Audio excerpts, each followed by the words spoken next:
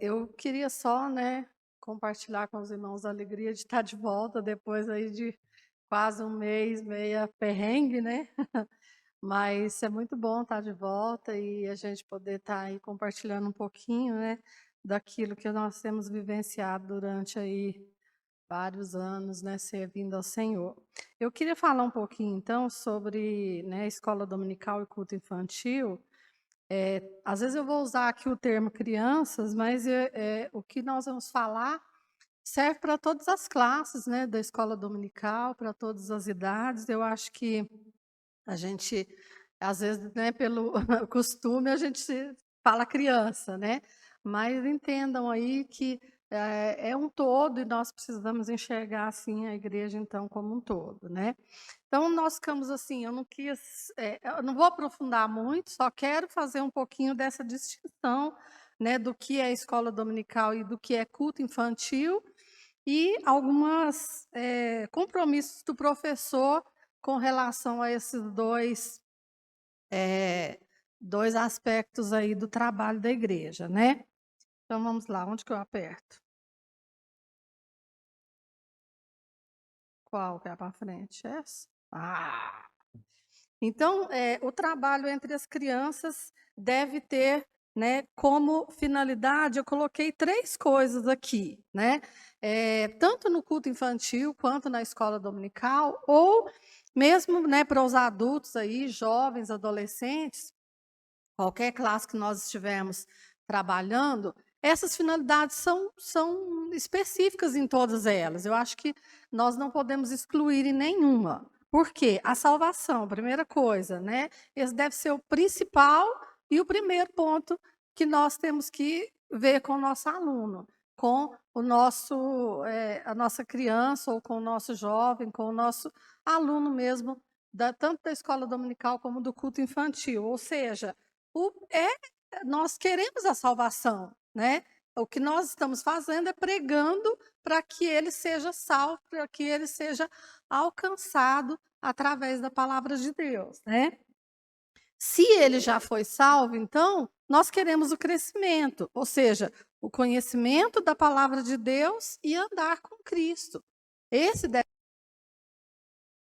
dar com os nossos alunos. Se ele já alcançou a salvação, se ele já foi alcançado pelo Senhor, então vamos procurar colocar aí agora nele o crescimento, para que ele possa conhecer a palavra de Deus e para que ele possa crescer na sua vida espiritual. E por último, né, o serviço, ou seja, no dia a dia e posteriormente, se Deus chamar, com o tempo integral, ou seja, o nosso aluno, como nós, né, que já servimos, deve ser alertado para isso, a servir ao Senhor na igreja. Né, como o Roberto já falou um pouco aqui, nas sociedades internas, então, se ele aprende a servir na sociedade e nas classes, é o que vai ser juntado. Ou seja, se eu estou ali aprendendo na escola dominical que eu posso servir ao Senhor, que eu tenho essa oportunidade, que o Senhor me chama para servir, ele vai servir onde? Nas sociedades internas, né? Então, é algo que está aí meio que ligado, né? Então, eu fiz uma separaçãozinha aqui, só, né, um pouquinho para a gente entender o que é escola dominical e o que é culto infantil. São diferentes? São diferentes, né? Então, vamos ver aqui. A escola dominical. Para que o aluno vem na escola dominical? O nosso aluno comparece para aprender, estudar e ser informado sobre Deus e os ensinos da sua palavra. Então, é esse o objetivo da escola dominical. Nós a gente vem para estudar, para aprender. Então, o que é salvo, que nós já falamos ali, nós queremos trabalhar a salvação do nosso aluno. O que é salvo, ele vai ter oportunidade de crescer, e o que não é salvo, ele vai ter oportunidade de crer em Cristo Jesus como seu Salvador. Então, isso deve ser o objetivo da nossa escola dominical, que o nosso aluno venha para que ele obtenha o ensino da palavra de Deus. Né? Quando foi instituída, né, vamos dizer assim, a escola dominical, o que era que ele fazia? Ele trazia as crianças para aprender. Então, ali as crianças eram alfabetizadas, era para tirar as crianças da rua, né? Então, as crianças eram trazidas para a igreja para que elas aprendessem. E ali elas aprendiam também a palavra de Deus. Então, aprender é um dos objetivos, né, que nós temos na escola dominical. Na escola dominical, nós passamos, então, o ensino de Deus para o nosso aluno. As lições vão ter esse objetivo, que ela conheça Deus, que ela entenda o que é Deus, que ela entenda a salvação e que ela possa, então, estar crescendo espiritualmente. E o culto infantil? Que vem a ser, então, o culto infantil? Opa, foi muito, espera lá. Pronto. No culto infantil, a criança apresenta todo o seu ser a Deus. Como, né, o Roberto sempre diz, as nossas crianças não saem daqui de dentro da igreja e vão para o culto infantil para que elas tenham entretenimento lá, para que elas saiam do culto e atrapalhem os pais dentro da igreja. Não é esse o objetivo do culto infantil.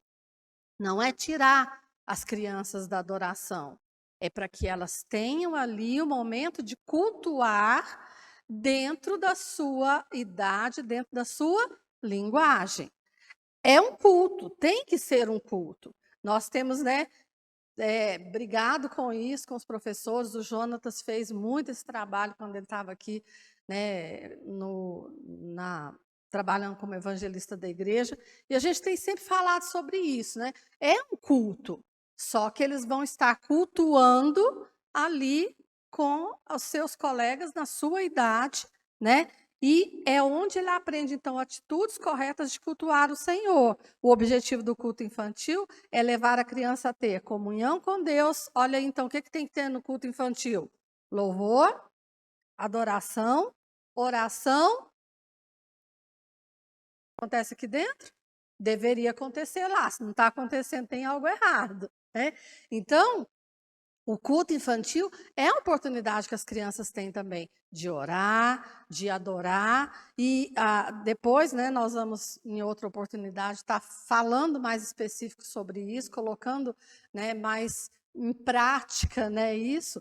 Mas se nós fazemos isso e pensamos, como que eu vou colocar meu aluno para orar?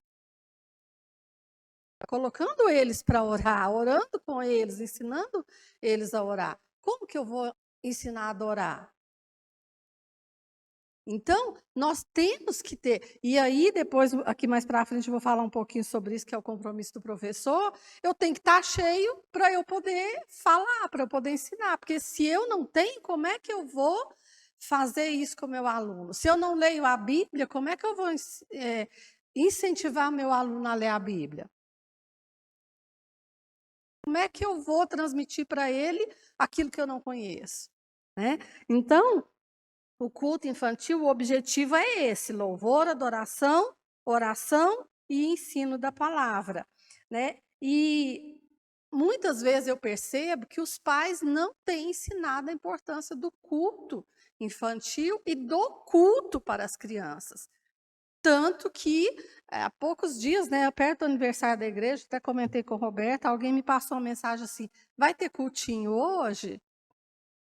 Ou seja, viria no culto do aniversário da igreja se tivesse cultinho para a criança sair do culto e não atrapalhar e não me tirar ali, né, com ele dentro da igreja. E muitas vezes os pais são assim. Vocês não têm noção do quanto a gente escuta assim: ai, mas meu menino, né, já fez 8 anos e não pode ficar lá no cultinho, né?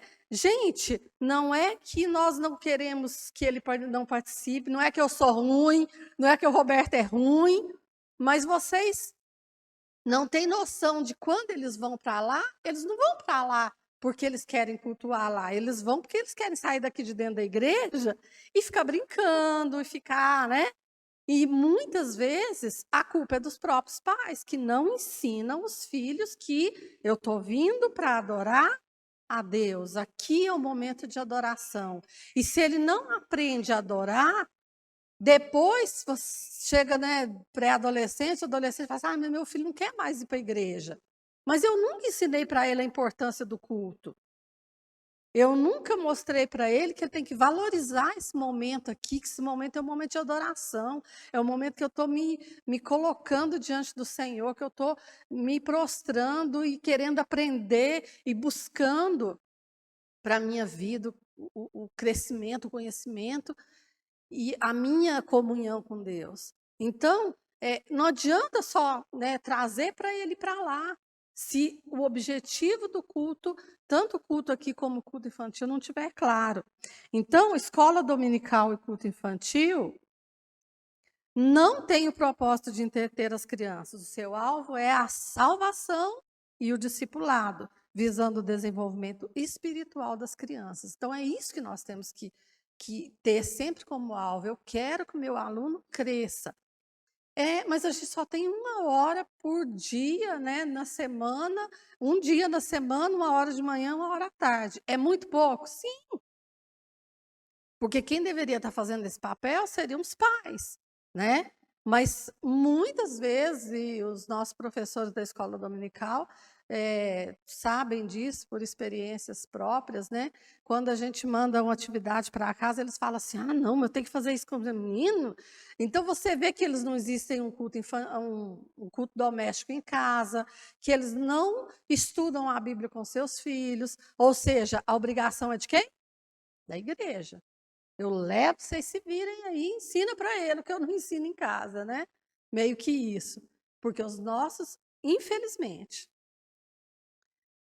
a gente percebe muito que os nossos filhos, as nossas crianças não conhecem Bíblia, não conhecem o plano da salvação, não entendem o que é ser presbiteriano, né? O que é ser evangélico. Eu brinquei com a Luciana, mas você não é presbiteriana, né? Mas por quê? Porque olha aqui, ó, o Roberto falou sobre isso. Cadê o povo? Cadê os líderes? Cadê os professores da escola dominical? Infelizmente, as pessoas não estão procurando esse crescimento, esse conhecimento. E aí, nós temos o quê para passar para os nossos filhos, para os nossos alunos? Fica a pergunta. Então, eu queria falar um pouquinho sobre o compromisso do professor, né? O Ministério de Ensino é uma verdadeira maratona. O que é maratona? Fala um de cada vez. Tô.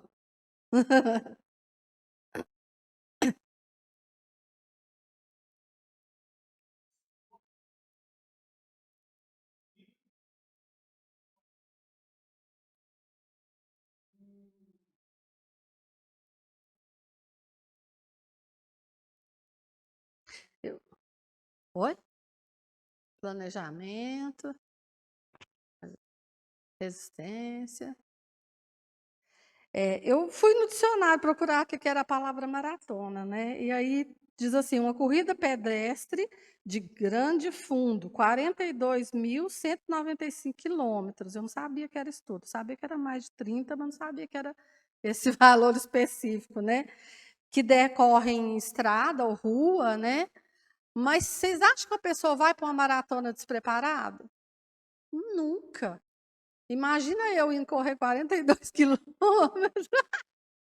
Do jeito que eu estou aqui hoje, capaz que eu não corro nem 500 metros, né? Então, o maratonista é o mais preparado dos atletas, eu imagino, né? Assim, porque você correr 42 quilômetros, eu gostava muito de ver aquela São Silvestre, né? Que hoje ela acontece nos horários que às vezes a gente não consegue assistir, né? Mas são, assim, eles percorrem ali em São Paulo lugares, né? Ruas íngremes, e você vê que tem uns que chegam no final assim, eles estão prostrados, porque eles treinaram o ano inteiro, né? Se prepararam, alimentaram de acordo, mas tem que ter um pique tremendo, porque fazer 42 quilômetros, 42 mil quilômetros é muita coisa, né?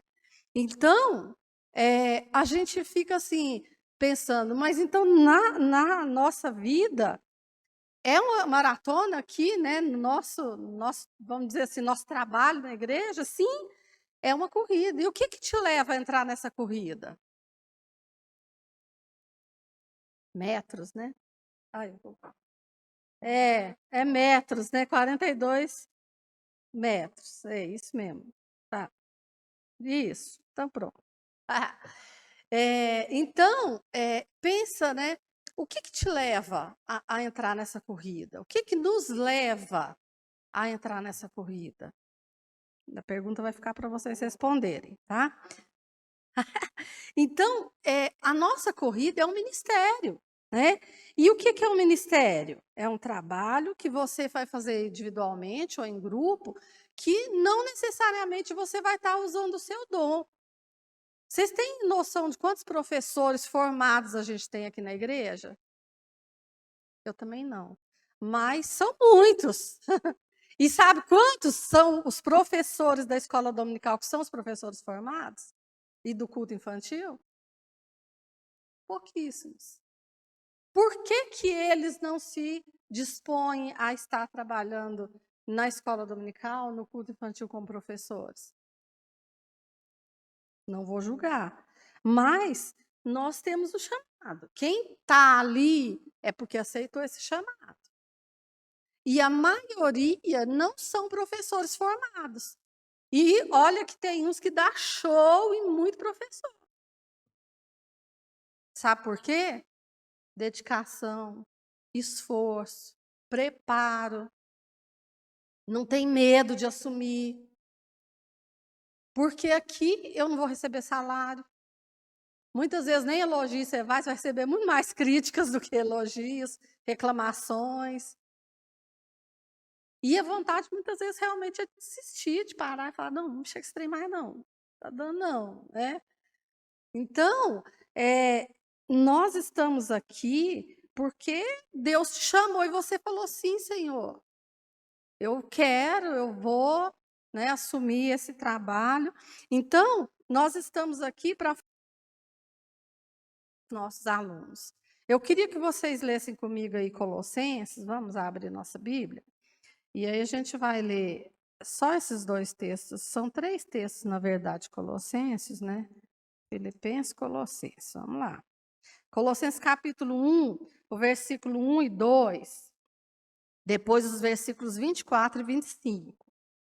Então, Paulo fala assim, Paulo, apóstolo de Cristo Jesus, por vontade de Deus, e o irmão Timóteo, aos santos e fiéis irmãos em Cristo, que se encontram em Colossos. Graça e paz a vós outros, da parte de nosso Deus e Pai.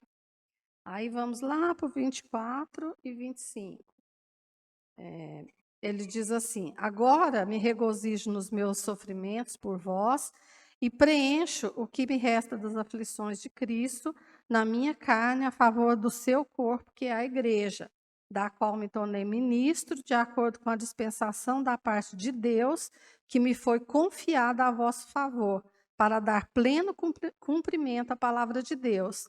Paulo aqui, ele deixa bem claro que o ministério que ele tem, quem deu para ele? Deus, foi da parte de Deus. Então, se você está exercendo esse ministério, esse trabalho aqui, né? Eu não estou dizendo aqui nem que é dom, que às vezes não é um dom, é um trabalho mesmo que você está fazendo, né? E aí nós estamos fazendo porque Deus nos chamou para isso. É Ele que nos capacita, é Ele que nos buscou lá para a gente estar fazendo isso. Então, nós devemos ter a consciência do nosso chamado e da nossa responsabilidade. Olha aí os versículos 9 a 12. Vamos lá, meu óculos já está ruim. O André não estava enxergando de longe, eu não estou de pé. Ele diz assim, por esta razão também nós, desde o dia que o ouvimos, não cessamos de orar por vós e de pedir que transbordeis em pleno conhecimento da sua vontade, em toda sabedoria e entendimento espiritual, a fim de viverdes de modo digno do Senhor, para o seu inteiro agrado, frutificando em toda boa obra e crescendo em pleno conhecimento de Deus, sendo fortalecidos com todo poder e segundo a força da sua glória, em toda perseverança e longanimidade, com alegria, dando graças ao Pai que vos fez idôneos à parte que vos cabe da herança dos santos na luz. Olha aqui, né? Se Deus nos chama, Ele nos deu essa responsabilidade, né? Então, Ele nos capacita e nós devemos ser conscientes disso, é de que Ele é que nos chamou. É o Senhor que nos chamou para estarmos fazendo desempenhando esse papel, né? E aí, então, vem algumas perguntas, né? Como nós temos orado pelos nossos alunos? Você tem realmente orado com fervor a favor dos seus alunos? Isso é importante, nós colocarmos nossos alunos em oração. Você conhece o seu aluno e o seu contexto? Tem uma vida relacional com eles? Porque como é que eu vou orar se eu não me relaciono com eles, eu não sei quais os problemas que eles têm, eu não sei qual é a situação que eles têm em casa? Como é que eu vou orar pelos meus alunos? Então, eu preciso me relacionar com eles, eu preciso conhecer os meus alunos, para que eu possa ter, né, esse momento de colocá-los diante de Deus em oração. E não sei se vocês, eu comentava isso muito com o Roberto, né? Quando eu entrei na APAI, eu tinha um aluno lá, mas que ele era difícil. E era o que eu mais orava. Eu falava, Senhor, me ajuda, porque eu não sei como é que eu tenho que tratar ele, não, eu não sei o que eu faço. Então, o mais difícil é o que a gente ora mais, não é? O mais difícil é o que você tem que mais colocar realmente, porque você não sabe, às vezes, o que está acontecendo lá. E depois que eu fui conversando com ele, eu descobri os problemas, né? O Roberto lembra muito, né, de um aluno que eu tive aqui no Céu Azul, e era um menino assim extremamente agressivo e sabe aqueles alunos que chegam na sala e não te deixam dar aula? E esse menino tinha 13 anos já, numa turma de segunda série. E ele não aprendia a ler, ele não aprendia ele até escrevia, copiava, né? Nós temos alunos que são copistas, ele copiava, mas ele não lia. E aí eu comecei a desenvolver o trabalho com ele e fazer um trabalho em contraturno, né? E comecei a conversar com esse aluno. Aí eu descobri que ele tinha visto o pai matar a mãe, né, na frente dele, ele tinha uns 6, 7 anos. E aí ele foi trazido para ele era da Bahia, né? Foi trazido para aqui, morava com os avós. E ele era terrível. Aí eu comecei a entender o porquê daquela revolta, tudo que ele tinha. E eu comecei a conversar com esse menino e fazer esse trabalho com ele. Aí, quando eu saí de lá, eu tinha prometido para ele que quando ele aprendesse a ler, eu ia dar um livro para ele. E eu lembro que na época a gente foi para uma reunião da CEPAL, né? E eu já comprei o livro lá, que eu falei que o menino vai aprender a ler. E eu vou dar esse livro aqui para ele.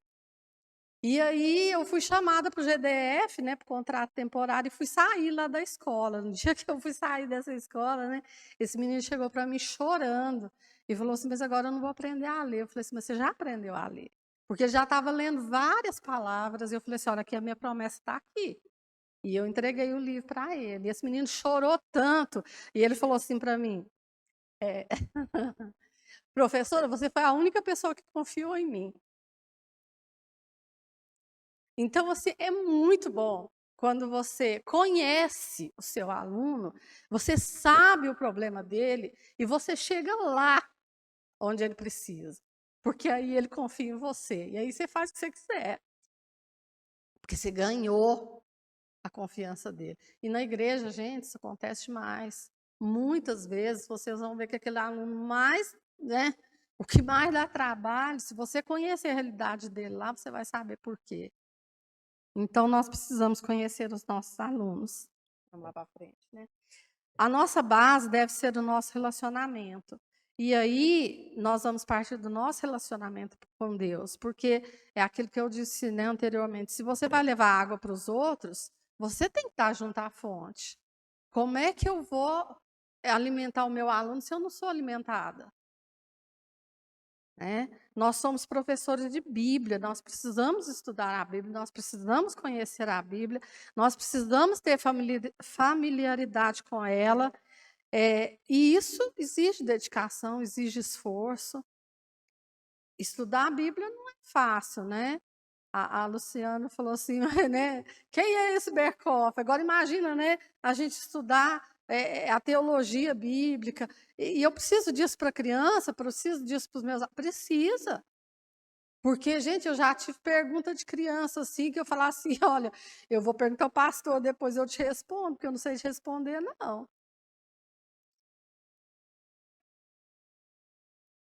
Sim, se nós conseguimos tocar lá, ele tem interesse, ele tem sede. Agora, como é que eu vou matar a sede dele se nem eu conheço a palavra de Deus? Né? Então, a nossa base, né, tem que ser o nosso relacionamento com Deus.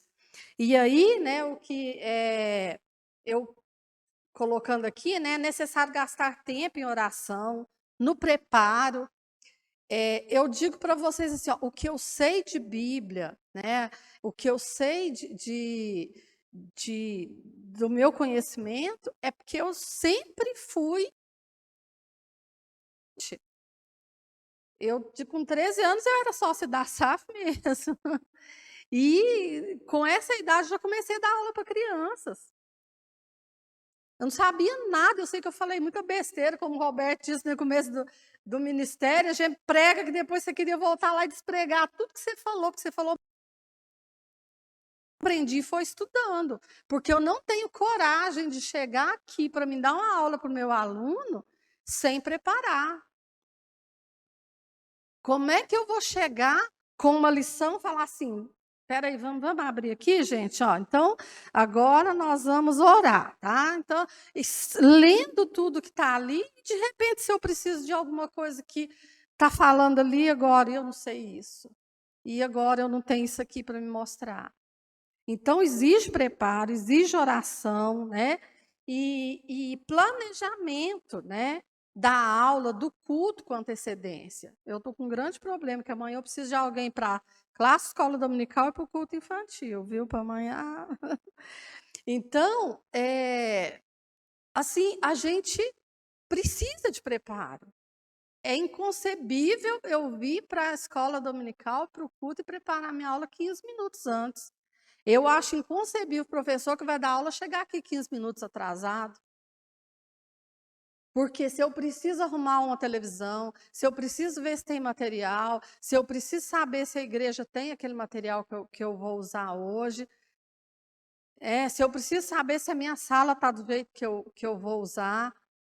Então, nós precisamos dessa responsabilidade, né? E aí é o Senhor mesmo que nos capacita para fazer isso, né, para a sua obra. Eu até coloquei aqui, muita coisa do que eu estou falando aqui hoje, a Cíntia deve estar, assim, não sei se ela está lembrando, mas é de algo que nós ouvimos no curso de treinamento que nós somos no Gama, no finalzinho do ano passado, e é uma das coisas que a mulher, né, falou muito sobre isso, por exemplo, se eu vou... Desculpem, gente.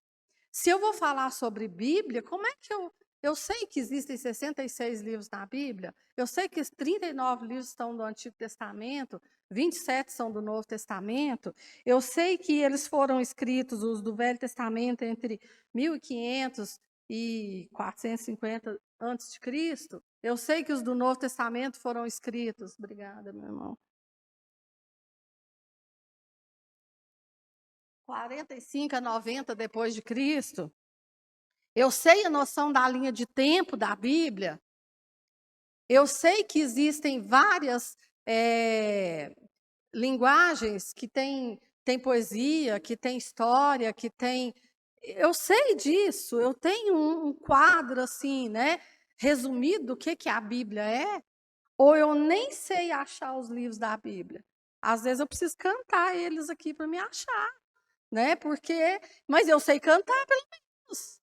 Tem gente que nem canta, aí vai lá no índice, fica lá, aí o pastor já leu, já está no texto, e eu não sei nem que a página que é ainda que eu tenho que achar, né? Então, é o essencial, eu preciso saber para eu poder, né, estar falando para os meus alunos. Estou acabando, gente.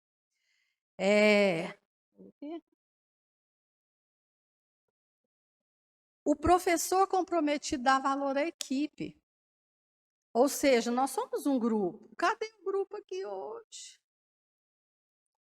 Então, nós precisamos valorizar. Valorize os seus parceiros de sala. Tenha intimidade com eles, tenha momentos com eles, né? O André estava falando dessa preciosidade que são os momentos. Nós precisamos, né, voltar a isso. A gente tinha muito isso e realmente perdemos com a pandemia, mas precisamos voltar a ter esses momentos de comunhão, de dar valor à equipe. Eu achei muito interessante uma fala da mulher que falou para nós lá. Ela disse assim: rodízio, a arte de estar ausente e sentir-se confortável. E eu fiquei, né? Porque muitas vezes nós fazemos um rodízio na escola dominical e eu penso assim: não, no dia que eu não tiver, eu não preciso nem ir na escola dominical. Aí o meu aluno fala assim: eu também não preciso ir todo domingo, não. O professor vem só quando ele está dando aula, né? Ah, não preciso ficar lá na sala, não. Gente, eu não me sinto confortável se eu sou professora de uma sala de não estar lá. Porque o André está dando aula hoje. Domingo que vem não é ele, mas no outro domingo, como é que ele vai saber o que o pastor Fabiano falou se ele não estava ouvindo, né, o que foi falado? Às vezes nós vamos desfalar o que o outro falou no domingo anterior, né?